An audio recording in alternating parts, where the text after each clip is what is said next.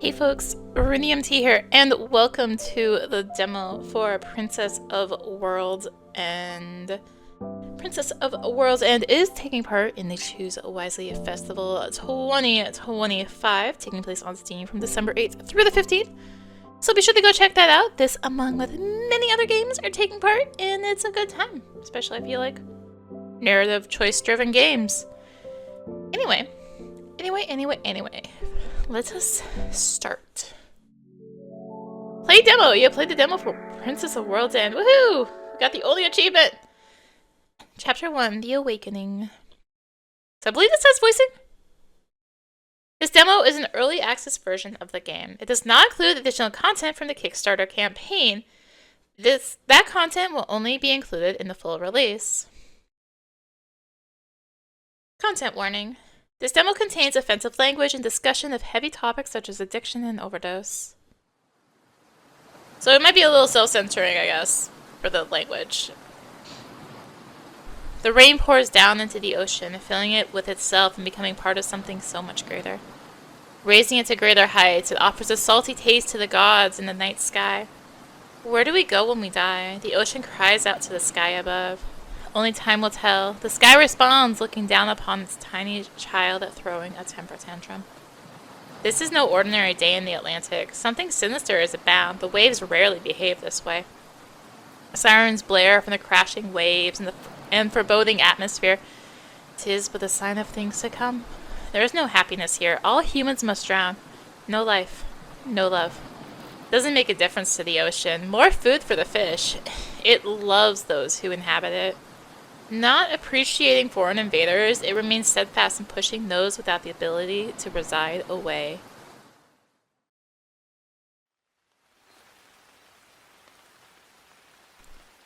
In the woods, the rain was more peaceful. The pitter-patter of the raindrops rest on the leaves and fall towards the ground. Burrowing into the dirt, the rain sleeps until it is called forth to the sky once again. Little did the rain know what it was in the presence of. In this particular forest lies someone very special. This is a tale of a princess in a doomed world. No happy ending awaits her. No happy ending awaits anyone on this rock in the solar system. The princess slept soundly in the forest. The princess knows not what surrounds her. You are the princess, a sleeping beauty waiting to regain cognition. Wake up, dear princess.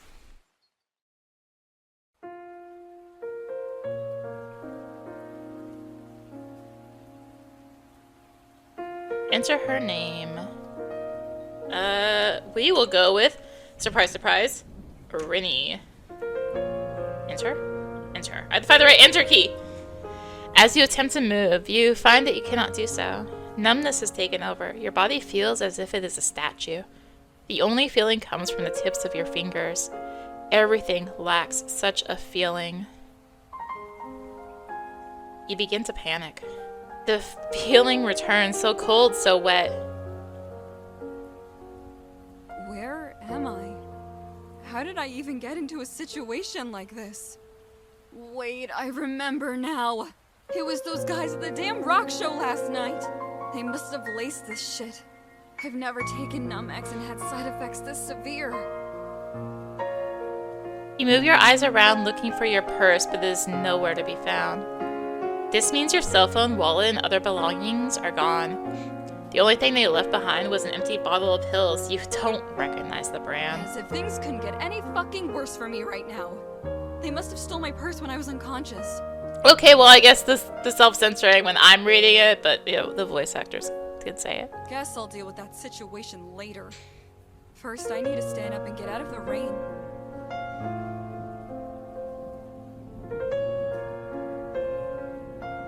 You are able to slowly stand up and move under the cover of the trees.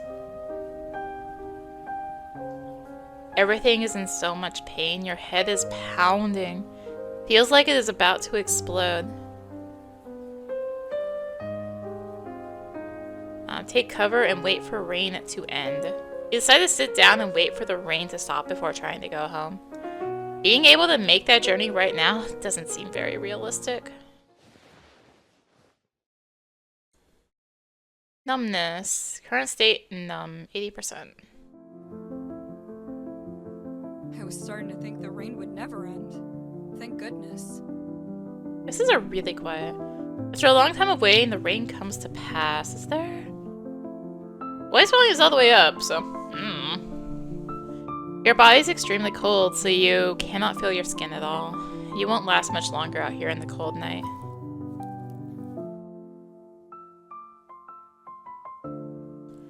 After walking for a couple of hours, you begin to see the outskirts of town in the distance. It is very relieving to finally see civilization again. Only a little further until I can make it home. I can do this. You give yourself some motivation to continue along. However, the truth is, you are at your limit. In the back of your mind, you know that you still have to at least another 2 or 3 hours of walking until you make it home.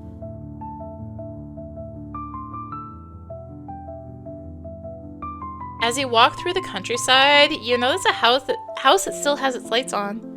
It looks as if it's a small older home, one that has seen a lot of history. I hate to be this person, but I really need help right now. People who live on this side of town are usually really nice. It is part of the culture out here to help people out when they are in need. Even though Virginia is pretty far north, a lot of people here still hold on to those traditional southern values. Especially those that live in rural areas. Might as well knock and see if they're willing to help me out. A little time passes and you hear a resident begin to move. Someone approaches the door from the inside. Sorry to bother you so late. I was walking back to the city and got caught up in the rain. To the city? Well, that's a long walk late at night. You're welcome to take a rest inside my house. I will try and help you out the best I can.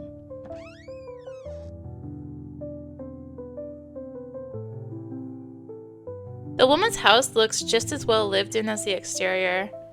Everything seems like it is well loved and well used. She looks you up and down with a concerned look on her face. My goodness, what is a pretty thing like you doing walking in the rain on a Sunday night? It's a long story I would rather not talk about right now if I'm being honest. Sorry, I didn't mean to be pushy. I was just curious is all. Your voices are very quiet, actually. My name is Samantha. I will go get you some towels and blankets. If you need anything else, please let me know. Thank you very much. Nice to meet you. You can call me Princess. Let's just say it's a nickname that was earned, not given. I'm not really a big fan of my birth name anyway, so it was bound to stick. Well, that sounds interesting, Miss Princess. Tell me more when I come back, okay?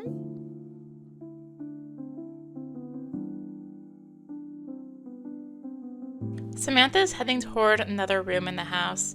She moves slow, not because of her physical health, merely just to show she trusts you. It seems like she will be gone for a while, judging by how far away she walked and how slowly she moved. Stand here. I'm not gonna rifle through her medicine cabinet. Try and stay I calm. can't lie to myself. I'm fiending, but I also have to control it. Your addiction rips into you for neglecting it. You do not give in this time, but this is one battle in a long war. Eventually you will be outnumbered. Only through incredible odds and dedication could they be overcome. Unrealistic goals lead to unrealistic outcomes. You must fight through unrealism. Samantha walks back inside the living room. Looks like she forgot something. Take this opportunity to speak your mind. You wouldn't happen to have any painkillers, would you? I'm sorry, honey. I stopped using that stuff a long time ago. There's something I have that will help you out much more than a pill.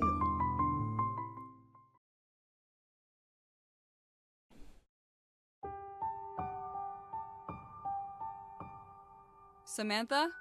Where are you? After waiting a while, you start to get worried she may have dozed off or something. As you call her name, you hear her begin to approach. You hear her footsteps approaching. Seems like she heard you and is coming back. Looks like you're awake now. Here, these will help you dry off. Samantha hands you an immense amount of blankets and towels. She must have collected many over the years. She seems to have a hard time letting things go. Sorry to keep you waiting. I was busy fetching some medicine to help you out. Don't worry about it. I'm just glad you're still awake. It looks like the pills have taken a toll on you, honey. Wait, how did you know I was on pills? Let's just call it intuition from someone with a similar experience in their past. You came to the right person. I can help someone like you. But first, I want you to hear my story. Yes, of course.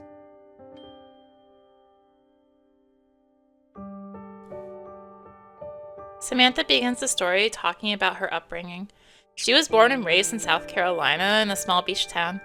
Things were simple and she was happy. After graduating high school, she married her high school sweetheart. Life was going smoothly so far and nothing could get in her way. Things were not always simple though, as complications began to arise. Around 10 years ago, Samantha's husband was injured at his job working construction. He went to a pain clinic and they prescribed him medicine for it. Little did he know the immense consequences this little prescription would have. His tolerance grew higher and higher, and so did the quantity of his prescription. 5 years after his first pill, Samantha's husband would overdose and die.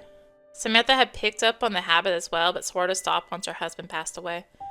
Doctors turned their back on Samantha. When she stopped taking the pills, she was no longer a profitable customer. Even though Samantha had stopped taking the pills, her addiction persisted. Deep down, she knew she would relapse eventually. The pain in her heart couldn't be filled with anything but pills. Not that she had any other option. Instead of relapsing, Samantha took matters into her own hands. She's able to find a way to create medicine to help her addiction symptoms. Although she was very vague on the details, she promised that she will tell you more when she can trust you. Finding this information is also what led her to move to Virginia. Apparently, this is one of the very few areas in the United States that all the needed ingredients can be grown.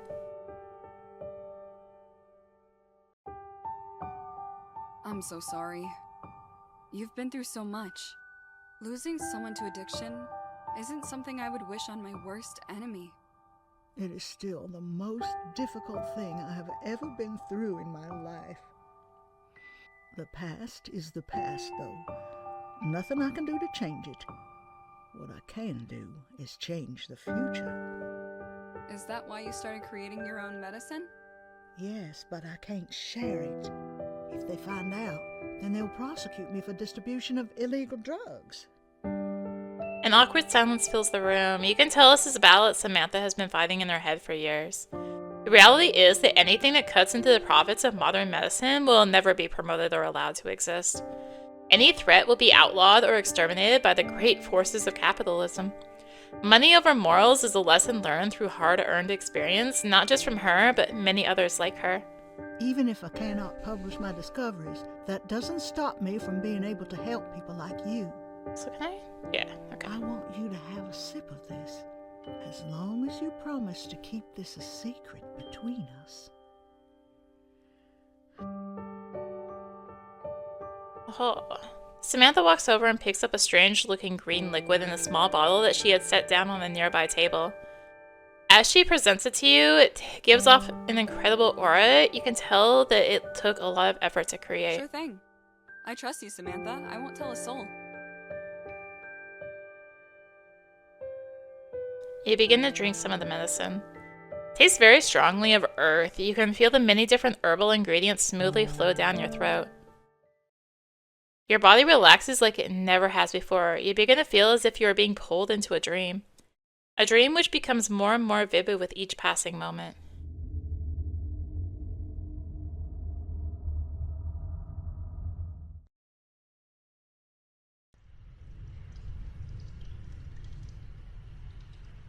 Oh. You open your eyes and are suddenly blinded with an incredibly powerful light. Seems you're in a cave of some sort, filled with crystals illuminating it. Seeing out of the exit hole is impossible, but you can hear the rain coming down outside. Where am I? What is this place? As you turn around, you see the body of water is even greater behind you. This place gives off a mysterious aura. It is hard to describe exactly. It feels almost as if you are being watched by a higher being of some sort. It's really hard to tell if this is just a crazy dream or if this is really happening. Either way, I need to get out of here. This place kind of gives me the creeps.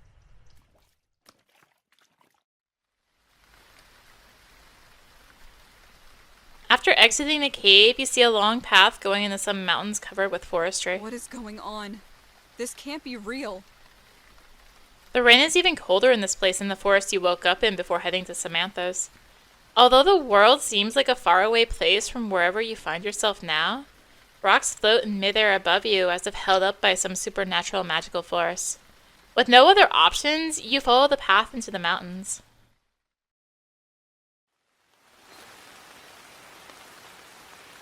You enter the dark forest and attempt to take cover under a tree to stay out of the rain. The thought of being stuck here forever begins to cross your mind. Normally you could find shelter somewhere in a rainstorm like this, but not now. The place you have woken up in is so far from your reality, you don't know what to do. All of a sudden, you freeze in position without even thinking.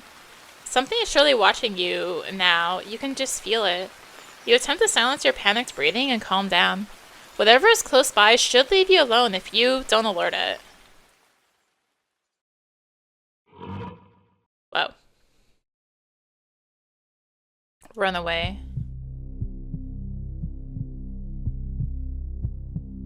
You quickly run away and try and lose the creature. However, it is somehow able to trace your scent even in the rain. No matter where you go, it catches up. It seems like there is nowhere left to run.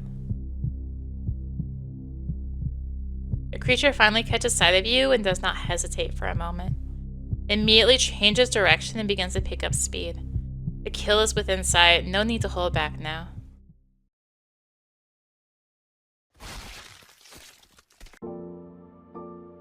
Ah, and there's no auto-save. Okay. Alright, let's actually drop a save here and fight. Ah, loud. The veins in your head begin to rush as blood starts flowing rapidly into your eyeballs. Every hair on your body stands up as it feels like your skin begins to peel off. You feel heat radiating from your skin's surface like a star being born in the night sky. Okay, this music's really loud. Okay. Nothing is the same anymore. This is only the start.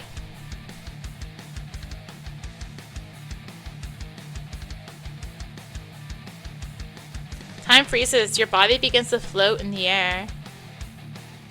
Pain, fear, anxiety, paranoia, these feelings are amplified beyond the maximum of which you thought possible. However, as you realize this, your feelings are quickly replaced by something greater, something bigger than yourself. They are no longer trapped inside of your head. They are being channeled throughout your entire body. You're tired of being the victim, tired of not being in control. The feelings of despair begins to change into something else, something more useful. Anger, hatred, these feelings you have long suppressed begin to resurface. The power growing within you gives you the confidence to finally fight back. I'm not afraid of anything anymore. Well, what are you waiting for? Come at me already! Responding to your taunt, the creature begins to attack. You can tell that there are no thoughts behind those eyes. It is acting on its nature. Just like you, it is controlled by the power it wields. It is inevitable that it will attack a greater power that threatens it. The creature's hind legs shove the earth, propelling it forwards. It is as if you can see it moving in slow motion. Your perception has become inhuman. Judging by its speed, it is no match for you, merely a test to see your true capabilities. With this power, you can obliterate it without a second thought. Blah, blah, blah, remembering how to speak. As if by instinct, you begin to concentrate your energy. Your newfound power begins to flow through your body and into your hand. Almost as if opening a faucet connected to a massive body of water, you feel an almost unlimited supply attached to you. Whatever power you are channeling is nothing compared to the greatness of its source. The creature approaches slowly but surely, violently running at you before you can release the attack. Little does it know that its fate has already been decided. You feel your veins begin to pulse, almost as if executing a pre-programmed command. It's not just the power you are channeling, but also the knowledge of how to use it. Say goodbye, you furry fuck! A black bullet flies out of your hand and cuts through the air at the speed of light. Even with your ability to see the events around you as if they are happening in slow motion, you can barely keep your eyes on this attack. It surges with power and seeks to destroy anything in its path. The attack instantly tore through it like a speeding bullet going through a paper target. The creature is frozen in place, unable to move a muscle. You can see the look of terror stuck on its face as it realizes this was the final moment it would be alive. Just as quickly as the battle started, it was over. Taking a life with no remorse, this is not something you thought you would do. But something else seems to be influencing you. You aren't fully in control. Murder is all you can think about. The pain is overwhelming. You feel a new part of you deep inside awakening, a part that should have never been born. Many voices in your head hurl commands at you with one thing in common. Destruction. Use your overwhelming power. Use it to destroy the wrong things in the world. However, the voices begin to get quieter and quieter. The silence finally allows you to think again.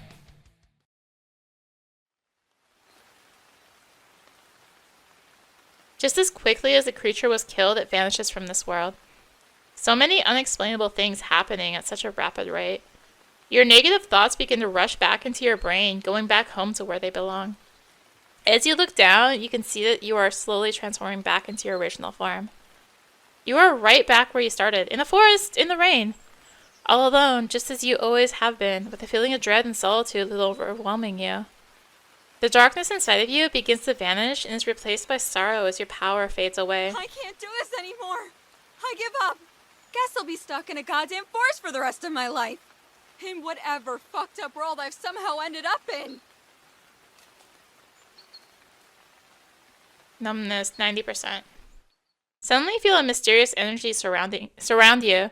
Everything begins to fade away once again.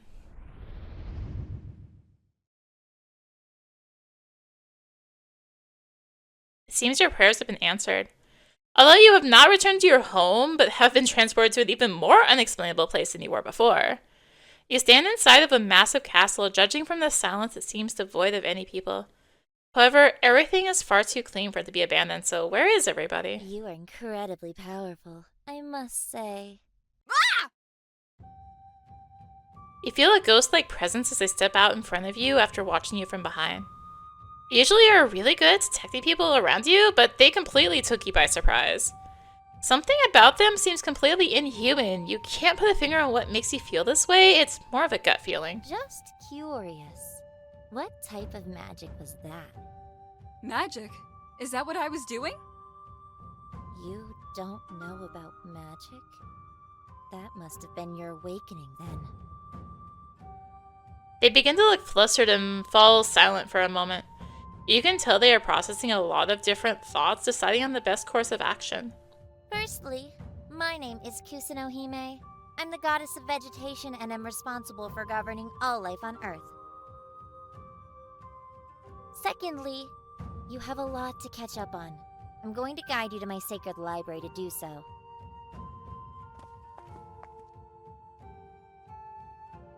Kusunohime walked through the corridor behind you walked through the hallway behind you into a large corridor.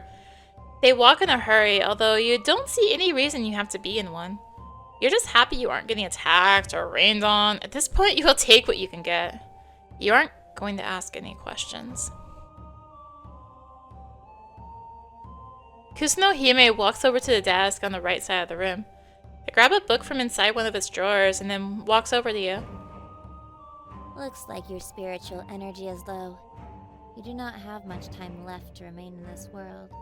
Before you return to where you came from, I want you to absorb the knowledge of this book I wrote.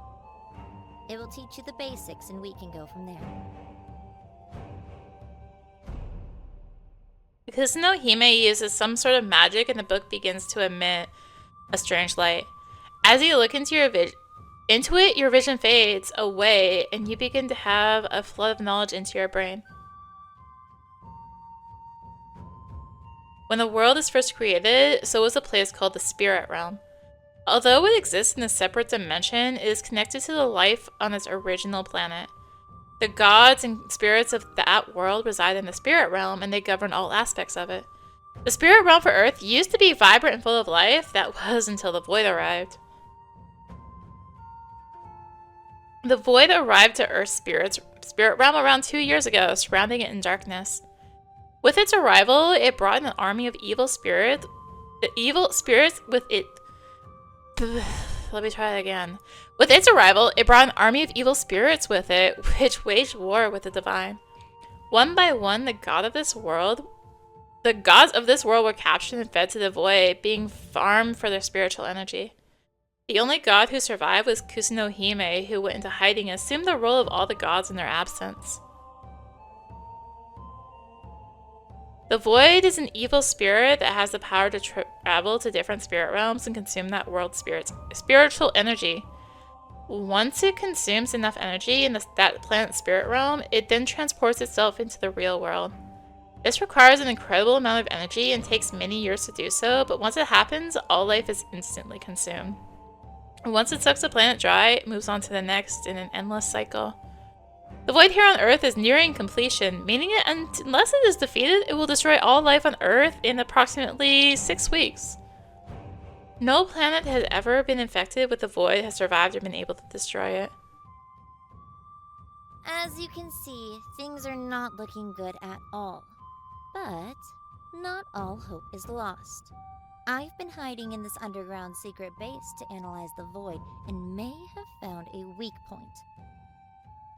If I can train you to use your power to its fullest capabilities, then it should be possible to take it out. Why me? You seem like a pretty capable magic user yourself. The truth is, I can't use any combat magic. My specialty is in other areas. I don't think it makes me any less of a magician. I'm not insecure about it at all. Kusuno looks very nervous for some reason. Probably best not to push the issue. You are the only one left who can fight it. All the other spirits and gods who have tried have been consumed by the Void. I see. So I should return here to train whenever I get the chance. Give yourself time to recover. Being in this place as a human takes a toll on your body. If you want to maximize your training, come back once a week. At least in terms of time on your planet. As Kusuno says this, you notice parts of your body are starting to fade away. Looks like your time here is up. Return in 1 week's time and we will begin our training. Your vision fades away as you begin to drift between this place and another.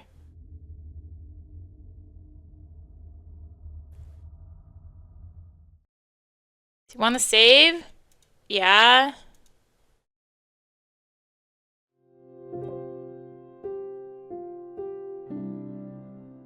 Monday, August 26th, 2004. As you awaken, your body feels like you ran a marathon in your sleep. Your head is pounding, your body is very slow to respond. The clock on the wall above you shows it is 8 in the morning. You must have slept here all night. Remember your incredibly strange dream, or was it a dream? Well, it had to be, right? The couch you have awoken on is incredibly comfortable, which makes it hard to get up and get going. It sure is nice to wake up somewhere that isn't the ground. The pillows make it feel like you're floating in midair. You cannot stay here forever, though. Your destiny awaits you.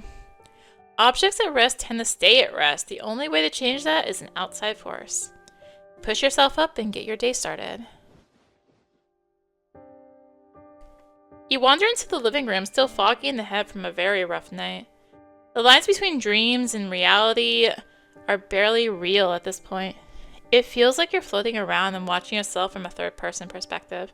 Good morning, little Miss Sunshine. I think this is supposed to be dreams and reality, but... Samantha walked up behind you without your noticing, causing you to jump back in surprise. Your sleepy thoughts got in the way of your senses. Oh, sorry about that.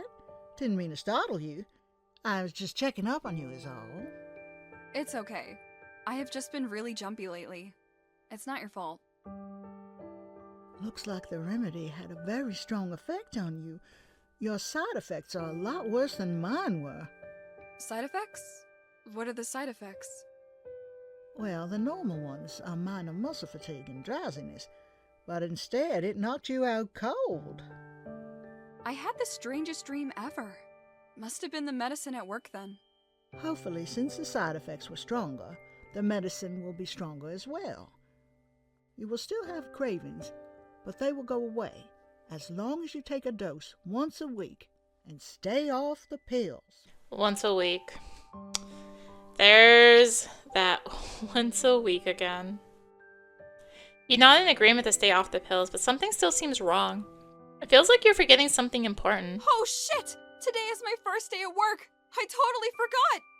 I gotta go. My shift starts in an hour, but if I run, I should be able to make it. Oh no! Hurry up and get out of here then. Come back sometime next week for another dose. You give her a thumbs up and then rush out of the house. Samantha waves goodbye out of her front window. She remains very friendly towards you, even with your very odd behavior. It seems she really does understand the pain you are going through, at least to an extent. Make a mental note to come back to her house next week.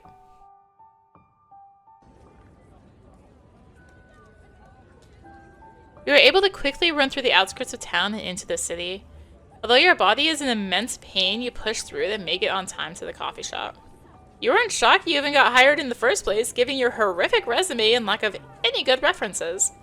The pay is good enough to pay your apartment's rent, and you even make tips on top of that.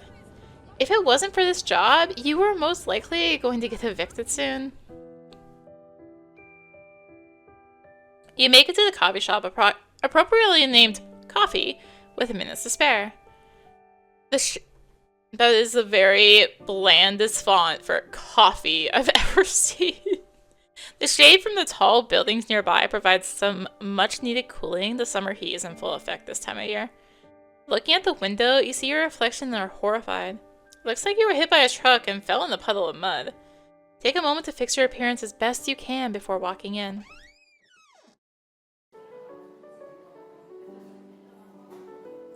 As you enter the shop, the strong smell of fresh coffee fills your nostrils. The coffee shop is full of many different kinds of people, young and old, wealthy and poor. The environment is much different than when you were here for a job interview after hours. I'm just gonna leave the music down. That one track was so loud. You see an employee walk up to you from behind the cash register. He approaches you with a friendly yet serious expression. You can tell he is very professional and good at his job, although from the looks of him, he seems to have a more fun side as well.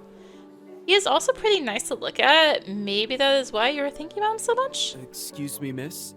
I just wanted to let you know that this is a safe space. Look around for a moment and notice a number of homeless people with small cups of coffee. Seems like this place acts as a sort of safe haven for people that have fallen upon hard times. You must think you're coming here because you're one of them? Well, he isn't entirely wrong. Sorry, I'm not homeless or anything. I'm actually a new employee. Today is my first day. I had a really rough night and had to run here to make it on time. But I am here and ready to work. I apologize. It's just that... well, never mind, actually. My name is Xavier. I actually was assigned to help you with your training today. Nice to meet you. You can call me Princess. You can tell this catches him off guard for a moment. It's clear that he is trying not to laugh in order to appear professional. It's also clear that he isn't doing a very good job of doing so. He begins to walk towards you with a newfound perception. Princess? Really? How did you end up with a name like that? Let's just say it's a nickname that was earned, not given. Ever since I was a kid, people have told me I'm really high maintenance, so they started calling me Princess. Also, I have a customizable name. We couldn't voice that, so I had to have... there needed to be something to refer to me by. I'm not really a big fan of my birth name anyway, so it was bound to stick. Don't worry, I will be a low-maintenance employee and save my princess-like behavior for outside of work. Oh, I wasn't worried. You can be as much of a princess as you want as long as you do your job well. That reminds me, you should meet with Cassandra in the staff room. I'll show you where it is.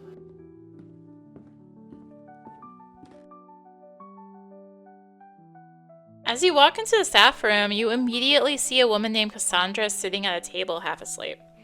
Seems like you aren't the only sleep-deprived person in this coffee shop. She is completely unaware of your entrance, but she also kind of looks at peace that way. She has a bad habit of dozing off whenever she is on break in here. Don't hold it against her. And don't try to talk to her before her alarm goes off. Just trust me on that one. Xavier has a fearful look on his face and makes no attempt to bother his manager during her break. Seems like he probably has experience trying to get her to wake up forcibly in the past. Judging from how he's acting right now, it is safe to assume that it did not go well at all. Alrighty, time for me to get moving. The girl suddenly jolts awake after a few seconds of her alarm going off. Her energy is unmatched. No wonder she's the manager of this place. You are conflicted. On one hand, it is rather responsible of her to set an alarm before dozing off. On the other, it seems entirely unprofessional to sleep at work, especially as the manager. Although her first impression wasn't the greatest, she is defying my preconceived notions of her.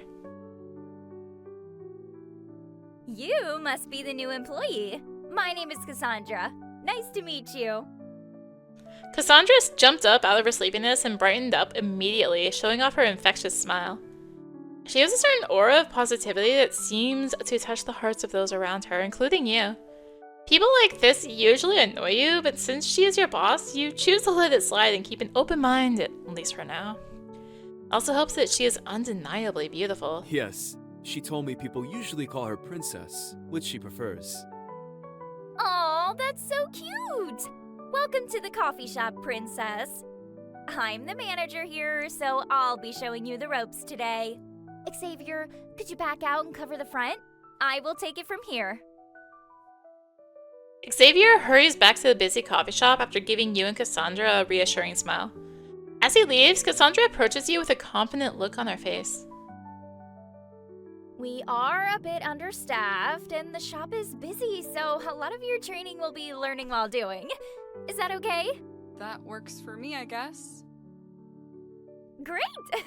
I'll teach you the basics of the cash register. That's where you'll start. What happened to that dude who interviewed me? I think his name was Doug or something like that. Oh, him? Yeah, we had to fire him last week after we caught him stealing money from the cash register. Your first lesson of training is to not be like Doug. I will teach you some more lessons on the cash register. Follow me. Cassandra gives you a brief tutorial on how to work the register and the system of the coffee shop. Seems simple enough. First you take the customer's orders and write on the slip, which gets hung up behind the counter. Then you punch in the total into the register and take the customer's payment as Xavier and Cassandra make the drink. All right. Are you ready, Miss Princess?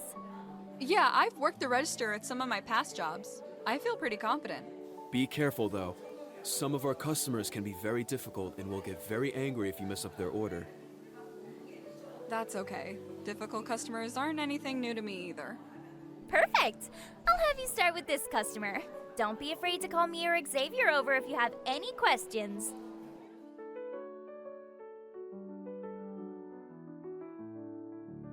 A difficult-looking customer approaches. Welcome to coffee. Can I get a name for the order? The name's Martha, not that you would care. You got anything good here? I don't usually trust any coffee shop outside of my usual shops in the Bronx. Well, you can take a look at the menu. I am here if you have any questions. Martha looks very irritated as she glances over the menu momentarily. I don't like any of this liberal bullcrap. Just give me a coffee New York style. 5 shots of espresso, hold the milk, and then give me some cream of whip on the side with some espresso beans that are also on the side. Just in case, that's gonna be a screenshot or a picture. Actually, could I do whole milk? And actually, 5 seems like a lot, so let me just do 4. Also, I decided I want the milk on the side as well. Actually, no milk, please. It only makes my stomach hurt. Alright, time to write down the order. What was on the side? Is there... History. Ah! Alright. Whole milk and 5 seems a lot. Alright. Back out. What was on the side? Oh gosh. Yeah, you gotta be trying to take multiple pictures. Pull the milk. Cream of whip on the side with some espresso beans are also on the side. Cream of whip and espresso beans on the side. What kind of milk? Also said I want the milk to actually no milk. No milk. How many espresso shots? Let me do 4. All right. I will have that coffee ready for you shortly. You begin to help out the other customers in line as Xavier creates a complicated order from Martha. As Xavier finishes the order, they give it to you and call out the order number. Well done, you actually got my order right. Martha hands you a $5 bill and walks off with a smile on their face. You pocket it while Xavier and Cassandra aren't looking and continue assisting other customers. Drug money $5!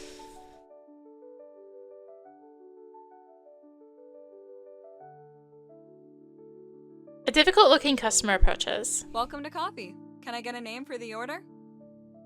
Greg. I need something strong today. I just got done with a 17-hour unpaid shift with my blue-collar brothers in arms. Well, you can take a look at the menu. I am here if you have any questions. Greg begins to grip his belt and squint at the menu with a confused look on his face. What in the goddamn hell is an Americano? I swear this country's going to hell with all this European bullshit. So let me get a dark roast with some hazelnut creamer and 3 packs of sugar on the side. Yoink. Actually, ordering creamer that has none, it sounds kind of gay. Let me just do half and half instead. You know what? Screw it. Ain't nothing wrong with being a little fruitcake as long as you voted for Bush. Let me get hazelnut, but this time making an extra dark roast and add another pack of sugar on the side. Alright, time to write down that order. What kind of coffee cream?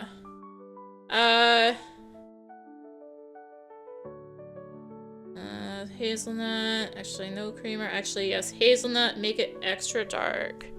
Okay, what kind of coffee? Hazelnut. Make it extra dark. How many sugar packets? Is it 3? And 4 sugar packets. Thank you for your business. I'll get to making that coffee right away. I can delete those pictures. Yeet. You begin to help out other customers in line as Cassandra creates a complicated order from Greg. As Cassandra finishes the order, they give it to you and call out the order number. Well done, you actually got my order right. Greg hands you a $5 bill and walks off with a smile on their face. You pocket while Xavier and Cassandra aren't looking and continue assisting other customers.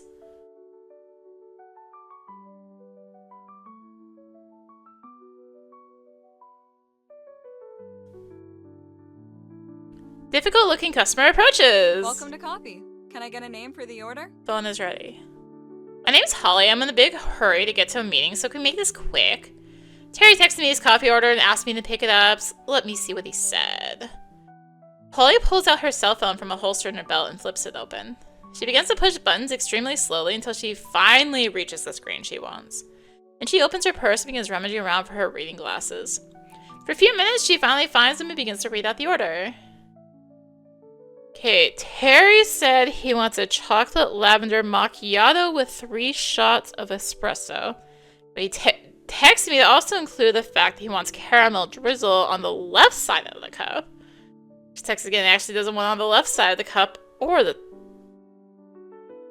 Doesn't want it on the left side of the cup or the top. I'm gonna write down that order. What flavor of macchiato?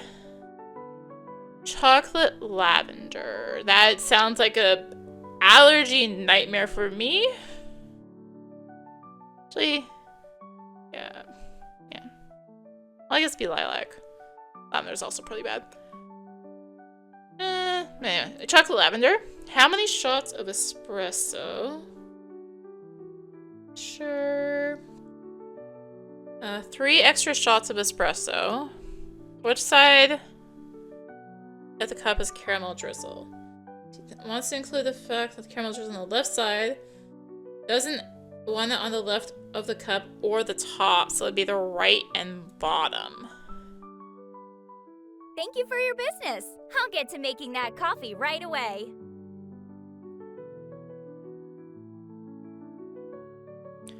Gonna help out other customers. Blah, blah, blah. Well done, you actually got my order right. $5 bill.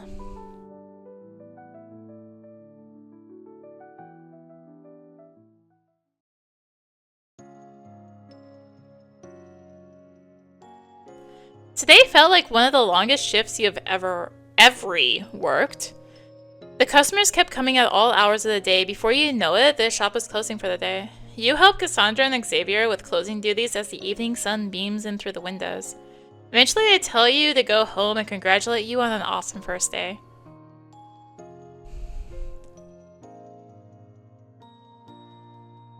Use the last of your strength to walk home after a long day of work. Usually, you wouldn't stop and stare at your apartment building, but after so many near-death experiences, you weren't sure if you would ever see it again. After everything you have been through in the last 24 hours, to say you are exhausted is an understatement. Nothing sounds better than being able to wash up and relax in the comfort of your own home. You walk inside and are greeted with the same boring, bare-bones interior decoration as always. Maybe when you fix your financial situation, you will finally get around to decorating this place. However, a part of you enjoys the simplicity of its current state. It's like a blank canvas with so many exciting possibilities. Well, no use in thinking about it now. Time to wash up and get some much-needed sleep.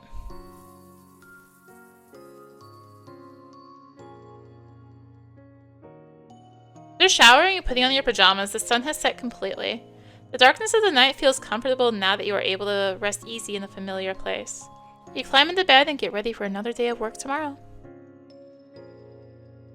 Numbness state, and it goes down.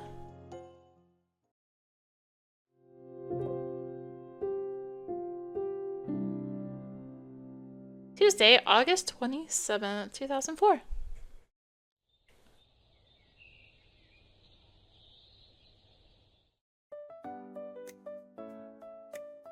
Alright, I should get going.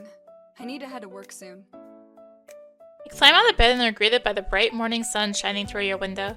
The new day brings you a new sense of renewed optimism about life. Now that you finally have hope for sobriety, it feels almost like a new person.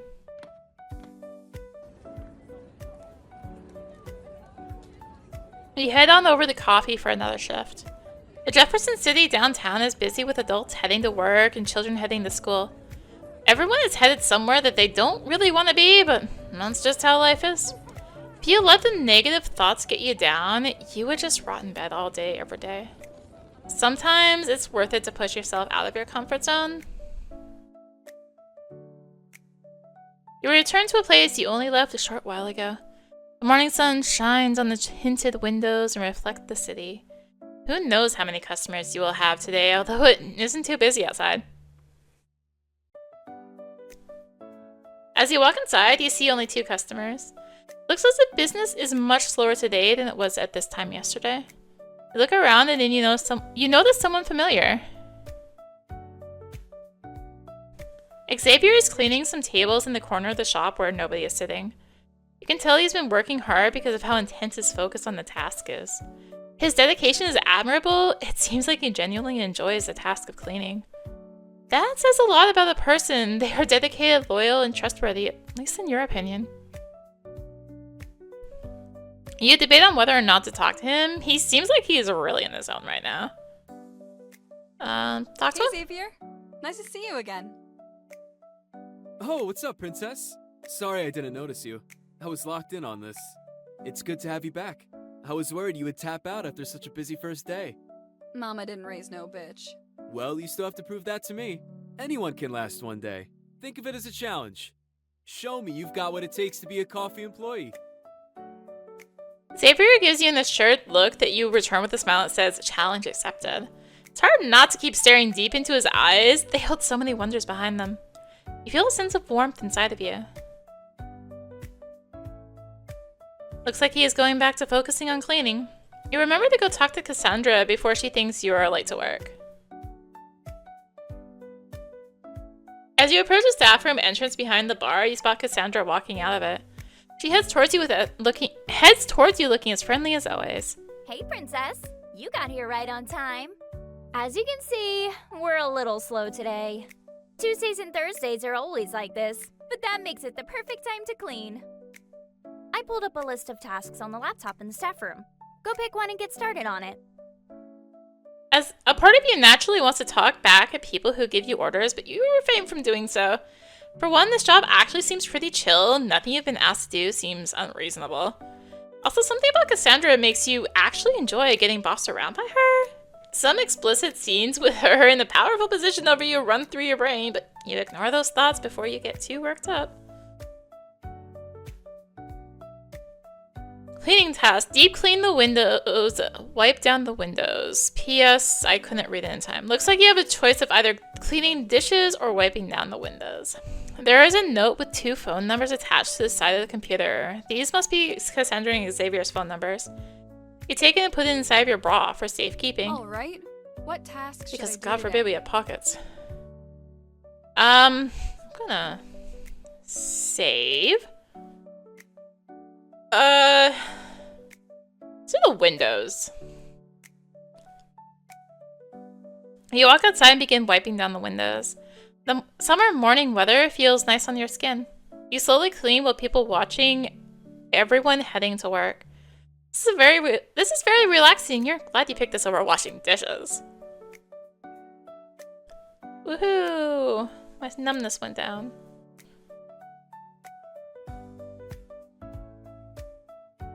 After cleaning all morning, you look around for Cassandra to ask what else you could do to help. You notice only one customer in the shop. It's even slower than it was this morning. The only employees still in the shop seem to be you and Cassandra, who is standing behind the counter. She notices you looking for her and walks over to talk to you. Thanks for cleaning today. You were a big help. You can leave now. This place isn't going to get any busier, so I can handle it alone for the rest of the day. Oh, by the way, did you write down me and Xavier's phone numbers on the staff computer? Yes, I got them. I don't have a cell phone right now, but I can call from my landline at home if I need anything.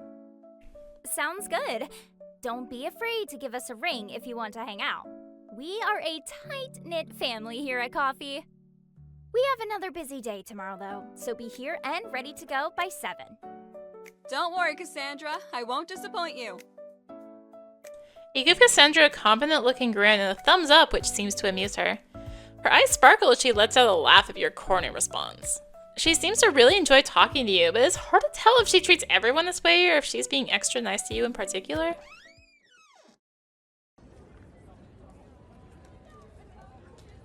As you walk home, you observe the hustle and bustle of the city. Everyone seems to be heading out to grab lunch and then return to their desk job. It is a really weird feeling to already be done with work at this point in the day. Suddenly you realize something. Why are you heading home? The more you think about it, sitting in your apartment alone really doesn't seem all that appealing. All you are going to do is think about taking pills and eat the little amount of food in your fridge. It would be better to do something fun around town. You try and think of a fun activity you can do that doesn't cost money. Go to the park?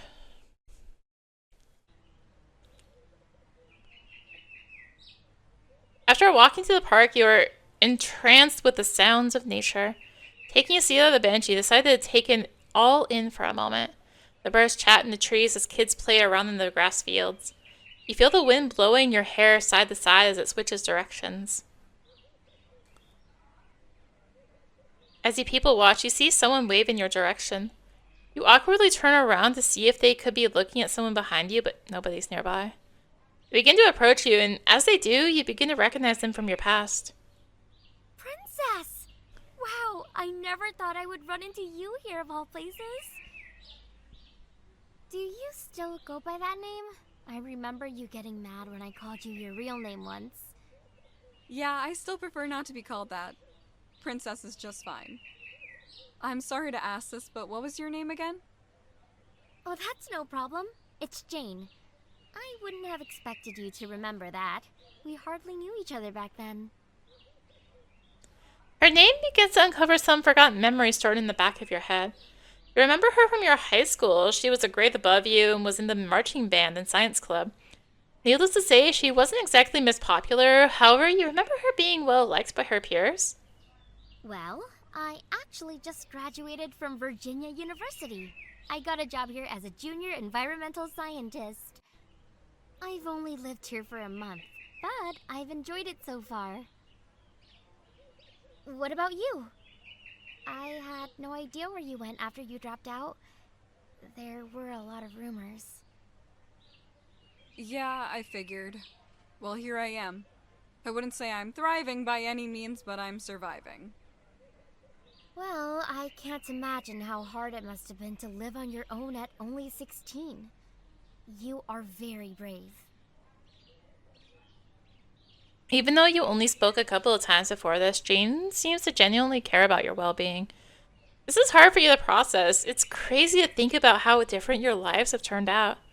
She could have easily just written you off, pretended she didn't know who you were, but she went out of her way to speak with you. The other shocking thing is the way her appearance has changed. She was always cute, however, you notice two important things have developed significantly in the past 5 years. I'm sorry, I'm actually on the job right now, so I can't chat for much longer. Could you write your number down for me? I'll try and call you so we can find a day to get properly reacquainted. Sure, I don't have a cell phone right now, but I can give you my landline. Jane pulls out a small journal and writes your number down. Notice how it is organized with tabs and color-coded. Suits her personality. Her handwriting is very elegant and legible and looks more like the writing of an author rather than a scientist. Thanks, Princess. I hope we can hang out soon. Life sure is strange sometimes. You sit and enjoy the park for a while longer until heading back to your apartment.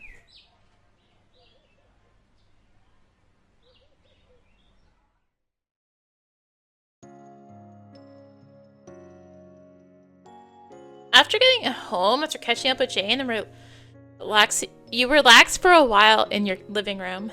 You eat some leftovers from your fridge and ponder what you should do this evening.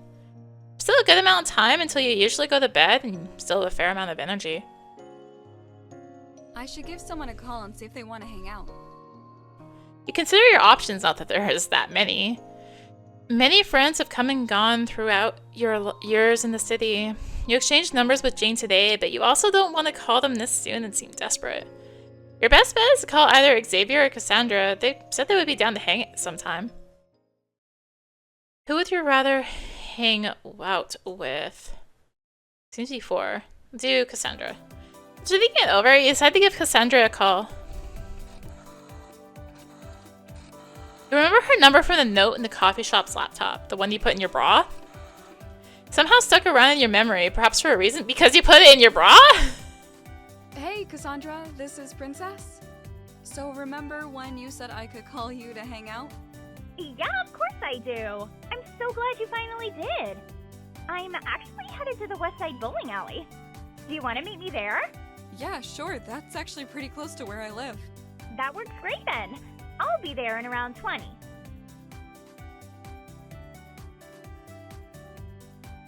It's been a while since you have gone bowling, but you remember it being better than you expected. The bowling alley is only a 10-minute walk from here, so you have some time to relax. It'd be better for her to get there first. You don't have enough money to pay for a whole lane yourself. After relaxing for a bit and getting ready, you head out to the West Side Bowling Alley. You walk through some side streets and take the shortest route to the bowling alley. It hurts your soul to see the nice neighborhoods with happy families living lives of luxury. Luxury you likely would never be able to afford. Perhaps you are being nihilistic about the future, but there is still time to turn your life around.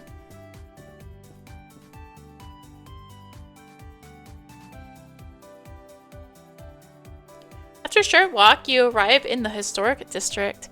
A lot of the nightlife activities that existed in Jefferson City happened here, not that there were all that many. It's one of the few areas that has bars, clubs, and some late night food places. Oh, the bowling alley, although this is the first time you've ever visited it.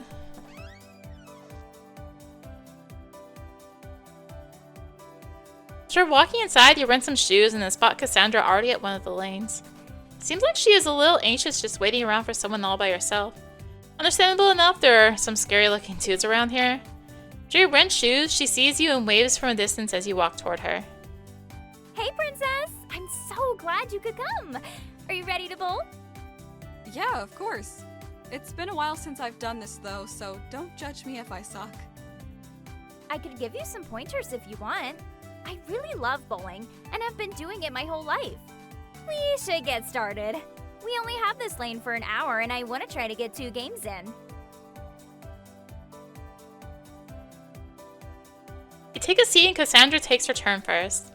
She takes out her own bowling ball with a custom design from a bag she brought. As she approaches the lane, she has a fiery look in her eyes. Her windup is massive and she catapults herself towards the pin, stopping right before the line. The pins were absolutely obliterated as the words "strike" appear on the TV screen with a goofy animation. You have never seen anyone throw a bowling ball with such force. She is truly a gifted bowler. All right, your turn, Princess. You stand up and pick a random bowling ball that fits your hand well enough. After getting into position, you try and think of what your strategy will be. We will save it before I choose my strategy. That's what we'll do. Focus on accuracy. You know better than to try to match Cassandra's speed, so you focus on throwing it straight. Surprisingly, you're able to knock over all the pins except for one. You focus hard on it and are able to knock it over on your second attempt. Another goofy animation pops up on the TV with the words "spare." Great job! Getting a spare on the first frame after not playing for a long time is really impressive. Even though she has completely outclassed you, she was still very impressed by your skills. You don't get the sense that she is joking. It seems like she genuinely is rooting for you. She could have easily scoffed at your inferior skills, but instead she is super kind and encouraging. Alright, guess it's my turn again. Wish me luck! Go get him, Tiger!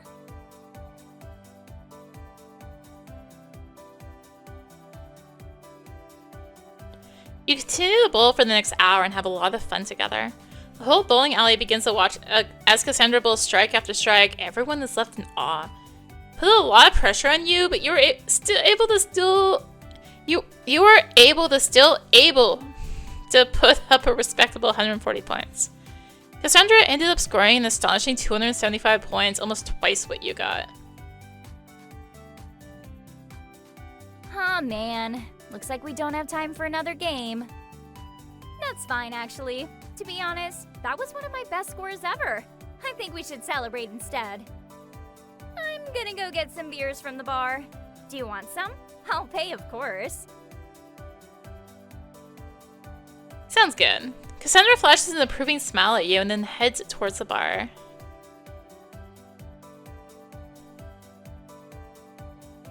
Cheers to another day being alive. You laugh at Cassandra's random one-liner, which shows you the state you are in. It's been a while since you have drank a lot, and this is your third beer in less than an hour. The bar decided to give Cassandra her first drinks for free, and she said that was a sign to kick her celebration up a notch. Since it's a weekday and hardly anyone was left in the bowling alley this late at night, you kept sitting at your lane. I'm so glad you could come bowling with me, Princess. I haven't been in so long because I hate going alone. Back when I was in college, I had a group I used to go with. But once I dropped out, we all kind of went our separate ways. That sucks. I know a thing or two about losing friends myself. Sometimes people are only meant to be in your life for a short time. At least that's the mentality I have. That's true. It's just so hard to make friends as an adult. And it's even harder to maintain those friendships. Let's treasure our friendship while it lasts, okay? I want to make the most of it. Cassandra raises her glass and then takes a massive gulp of beer, nearly finishing it in one go. Her drinking skills are almost as impressive as her bowling skills. You try your best to keep up. You and Cassandra continue drinking at the bowling alley late into the night. Time flies as you have so much fun, eventually stumble back home to your apartment. Waking up for work tomorrow is gonna be a struggle, but it was worth it. Cassandra seems like a kind and genuine friend. This isn't something that comes around often, especially for you. Wow! My numbness just rocketed back up. All my hard work.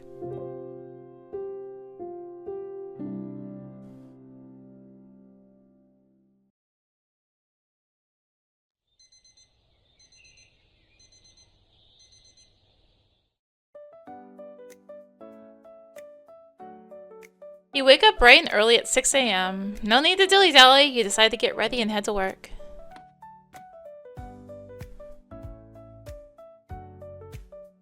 You enjoy walking through the city in the early morning. The usual busy streets have only a few early morning commuters. Shops are opening for business and preparing for the rush of people grabbing something on the way to work. It's like the calm before the storm. As you approach the door to coffee, you notice that it has not even opened yet. You did get here a bit early, but you did not expect to be the first one. Just as you think that, you hear someone walking towards you from the alleyway. Good morning, Princess. Good morning. Hope you weren't waiting out here too long. I was just taking care of some stuff in the back. Cassandra sleepily moves toward the metal door cover, pulling out a set of keys to unlock it. It seems she is not nearly as energetic when it's early in the morning. That's perfectly understandable, especially if she had to be here even earlier than you.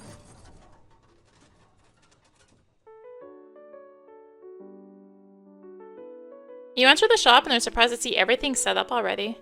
Cassandra must work hard to be able to do all the opening tasks by herself. We're going to start getting a lot of customers soon, so you should get on the register. I still have some other things to take care of.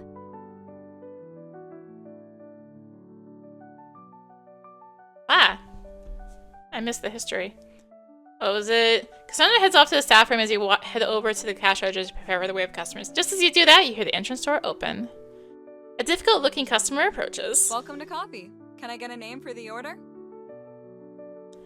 Me, Brad. Me, like coffee.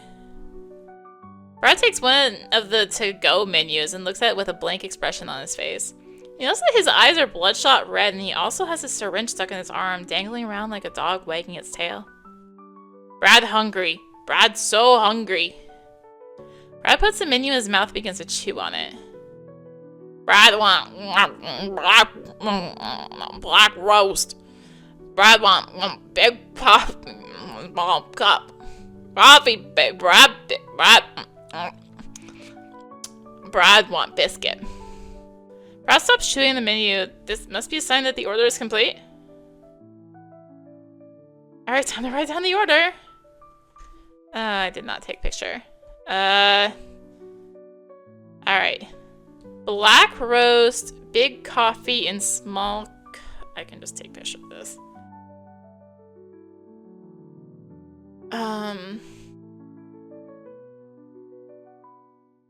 What size of cup? Small cup?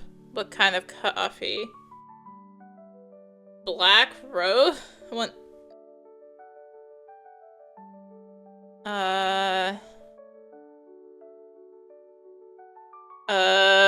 Not light. I assume extra dark?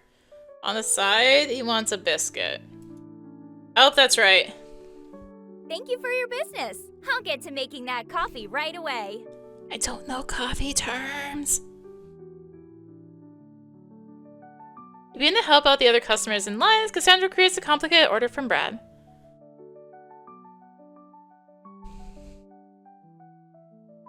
Oh, it's all wrong. My day is officially ruined. Brad asks for the manager and you direct him to Cassandra. Begin to scream at her for a solid 10 minutes straight as she smiles and apologizes repeatedly. Pretend not to notice and continue assisting other customers. Womp. Okay. Welcome to coffee. Can I get a name for the order?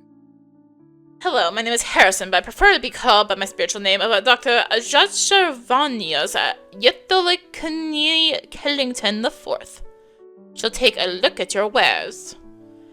Harrison takes out a strange-looking monocle and begins to survey the menu through it.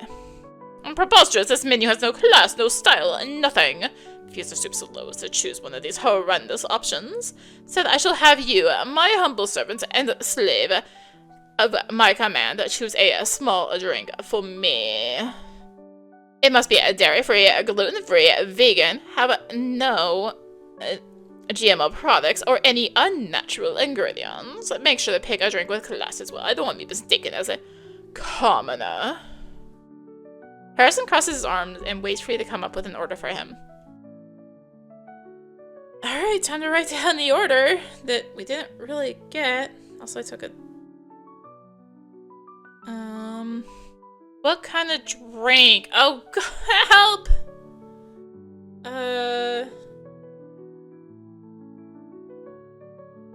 We'll do a cortado. What kind of milk? Oh, it needs to be dairy-free. So I'll do almond. What size? Small. Thank you for your business. I'll get to making that coffee right away. Help, I don't love coffee! I actually can't stand the smell of coffee. Alright, Harrison, did I get it? Well done, you actually got to my order. Alright. Do a $5 bill, woohoo! I did that one.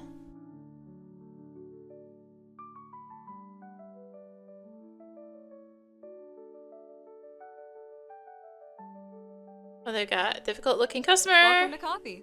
Can I get a name for the order? A gaudy lady with a very annoying small dog in her oversized purse walks up to the counter to order. You point out the sign that says no pets allowed that was on the front door, but she looks highly problematic, so probably only cause more issues. Hey, girlie, this is my little girl, oh, sweetheart, and she's super well behaved, so don't worry about her. Let me look at what you got here. The dog barking is starting to drive you absolutely insane, but you keep your customer service smile going. You also wonder why every problematic customer introduces himself to you. Does that mean they are all regulars? Which means they're coming back. You have to see them again. Oh no. Okay, I'll get a tall iced coffee with half and half and 4 pumps of vanilla syrup. Oh, whoops. This isn't Starbucks, my bad. I don't know what tall is with normal drink sizes, but you can figure it out. I want a little cream on the side for my pup. My pup cup. Alright, time to write down that order. What kind of drink? Iced coffee. How many pumps? 4.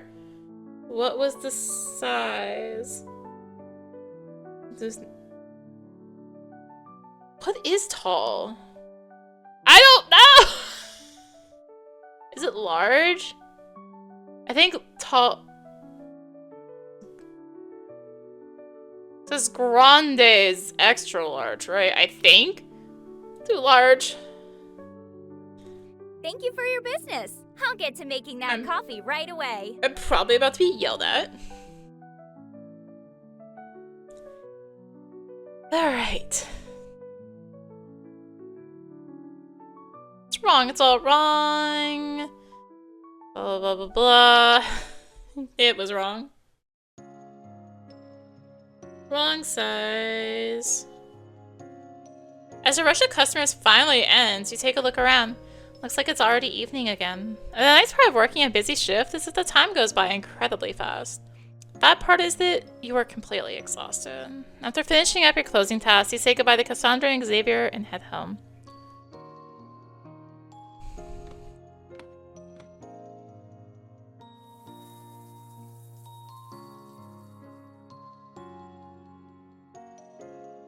After showering and eating dinner, you still have a bit of energy before going to sleep.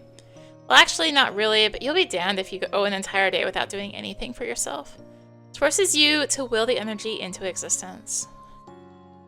Catch up on reading. I should do some reading. I'm curious what happens next in this book anyway.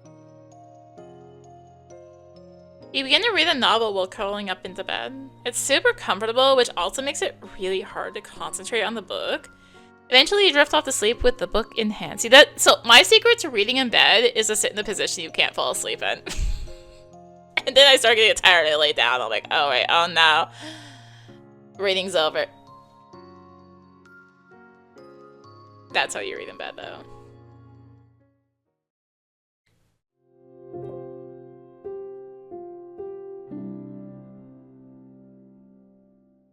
August 29th.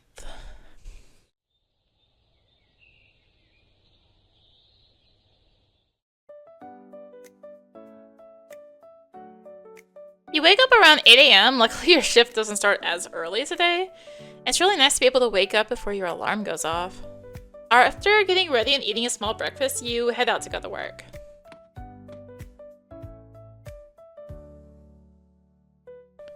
You walk quickly through downtown and arrive at the coffee shop. It's hard to tell whether the shop is open or not because of how little people are inside. Xavier looks like he is dying of boredom standing behind the register. You decide to head inside before he notices you staring at him.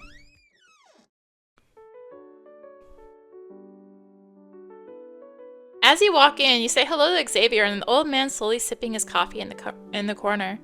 You look around only to notice that he is the only customer in the shop right now. With Xavier at the register, you decide to go into the staff lounge to see if any tasks that need to be done.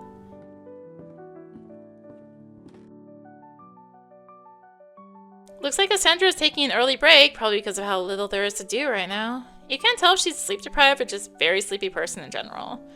Even though her eyes are open, you can tell that her mind is elsewhere, especially because she has not noticed you at all. You decide to quietly walk over to the computer and see what tasks are available. Mop the floor, check inventory. You sneak out of the staff lounge just in case Cassandra's alarm goes off and she wakes up. It'd be bad if she thought you were watching her sleep. Alright, what tasks should I do today? Let's save the game. And we'll check inventory.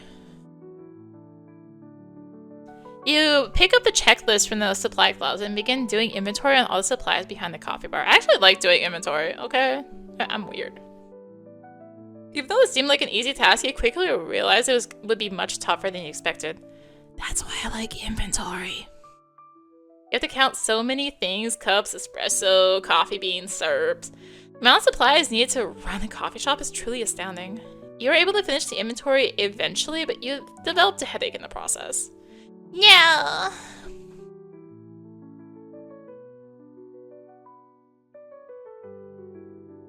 I hate mopping. I like inventory.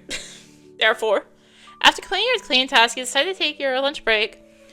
Ate some leftover pastries, which were close to expiring, and went on a walk around the block. Seemed like a good habit to get into. It helps you digest your food and get out of the coffee shop for a little bit. However, your break is nearly over. Time to return to your post.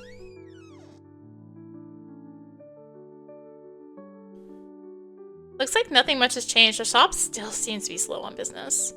You look around and do not see Cassandra anywhere. She must still be working on some stuff in the staff room. That may be giving her too much credit. She's probably just nodding off while pretending to look busy. Hey, Princess. Cassandra told me that you can leave now. I'm going to leave soon myself, but I still have a few things to take care of. Well then, guess I should head home. See you tomorrow. Looking forward to it. Have a good rest of your day.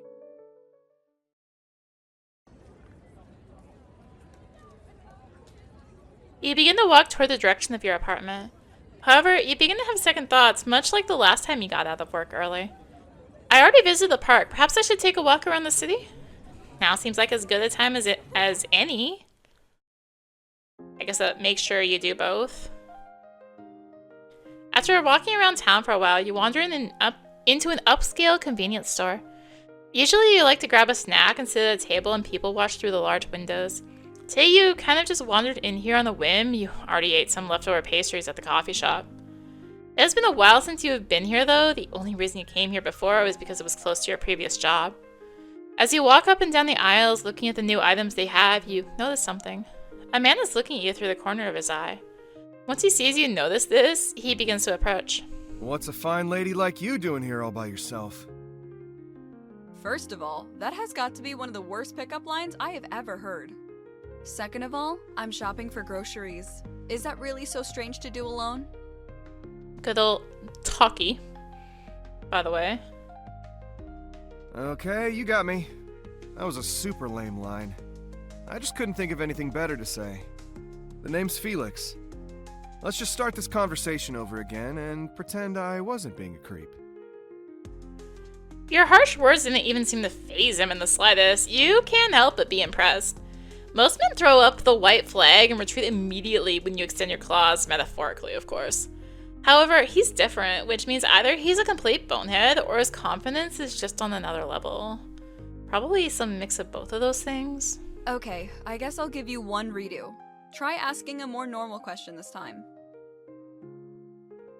Okay, what is your name? How long have you been in the city? People call me Princess. I ran away from home when I was 16 and moved here. So I guess I've been here for 5 years now? Time started flying as soon as I left my hometown. Probably just because I've been focused on making it to tomorrow. Oh, wow. I actually had a pretty similar experience. My folks kicked me out at 17. I worked a bunch of odd jobs until I got my current gig as a bartender. I haven't talked to him ever since. Is it the same way with you? My dad tries to get in touch with me every now and then, but it's never for anything good. I was never really close with my family anyway. You and Felix stand in silence, reflecting upon your past. Although your initial judgment of him was that he was just another creepy dude, it seems that there is a lot more to him. He is very handsome and confident, but on the inside he is probably hurting just as bad as you are. Sorry if I made it weird again. I have a habit of doing that, if you couldn't tell. If you give me your number, I can give you a call to hang out sometime. Third time's the charm, they say. I just need one more chance, and I promise to be as normal as possible. Well, I don't usually do this, but you seem innocent enough. Fine. I'll write my number down. Don't text me though. It's a landline. I don't have a cell phone right now. Felix writes his number down on the receipt and gives it to you. He then hands you his cell phone so you can create a contact for yourself. You aren't sure if you fully trust him yet though? Put in your real number.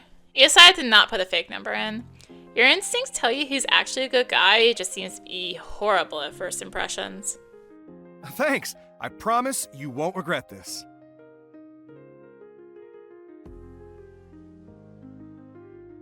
Overjoyed, he flashes you a smile and then prances out of the store like a schoolgirl. You can't help but be flattered in how happy he was to get your phone number. Only time will tell what his intentions with you are, but he seems much different than the usual creeps who hit on you. Wouldn't be fair if you didn't at least give him a chance. After walking around for a bit longer and people watching out of the window, you decide to head back to your apartment. Ooh, we're back to manageable.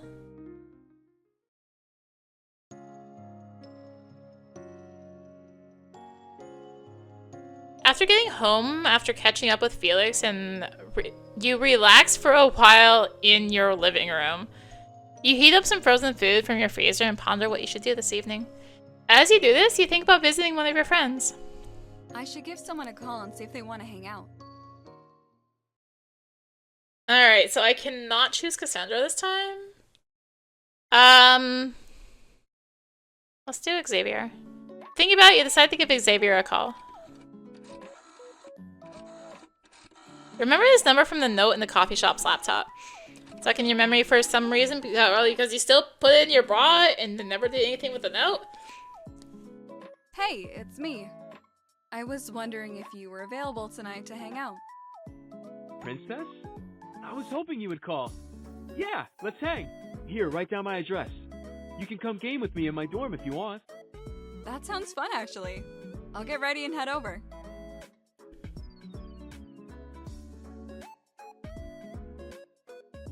You find a pencil and paper and write down the address of his dorm building.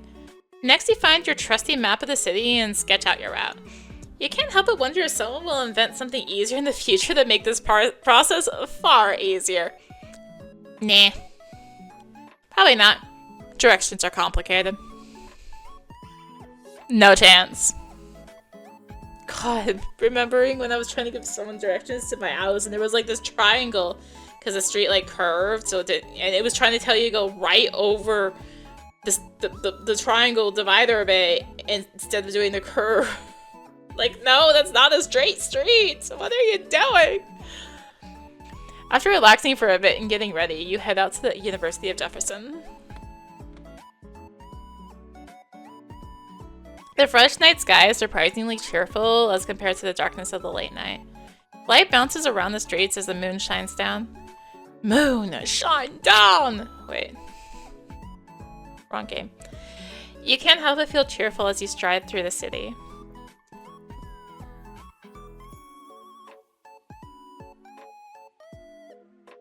After getting a little lost walking around the campus, you eventually make it to the Northwest Dorm Building. Who would have thought it would be in the southeastern part of campus? Must be a traditional American thing. Naming stuff, even if it makes no sense, and being like, deal with it. After pondering what it means to be a citizen of a flawed country, you head inside the dorm building. Hey, this dorm is actually really clean. As you walk in, is that what you say we walk in? Wow, your place is actually clean. Like, really?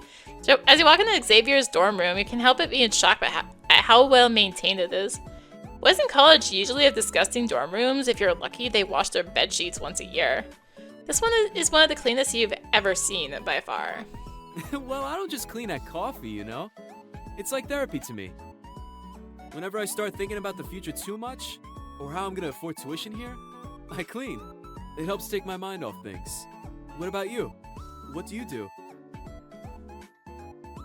I'm a reading girl. What do you usually read? Mostly just romance. I'm not like other girls. Other girls read romance. Oh my. I've never met a girl who likes reading romance before. You truly are one of a kind. Maybe it's a modern thing, but girls like reading romance. Trust me. So, do you want to try out this new retro game system I got? I found it in my childhood bedroom while I was home over summer. You nod enthusiastically to show you want to try it out. Gets the message and begins to set up the game. Alright, this game is called Super Landlord Simulator. I will be the landlord and you could be the property manager. Really? Title screen shows an apartment complex that looks really run down. It's called University Heights. It looks like these are student apartments. Property manager character looks like he has a large magnifying glass and is searching through each apartment very intently, looking for fees he can charge the tenants. Landlord is sitting in his office, rubbing his hands and laughing evilly. Wow, that is shockingly realistic. How do I play? It will give you a tutorial once I press start. Speaking of, let's get started. The game shows you the ropes with a brief screen that shows the controls and thrusts you right into the game. You struggle to pick it up at first, but eventually you get the hang of things. Retro games are really unforgiving towards new players. You've received a critical point in the game. Oh, you've reached the critical point. Some college kids have just moved out. They were all out-of-state students, so they are long gone and cannot physically confront you. They did a great job of cleaning everything and moving out while following all the rules. However, you notice that the sink that was leaking when they moved in is still leaking. What should you do?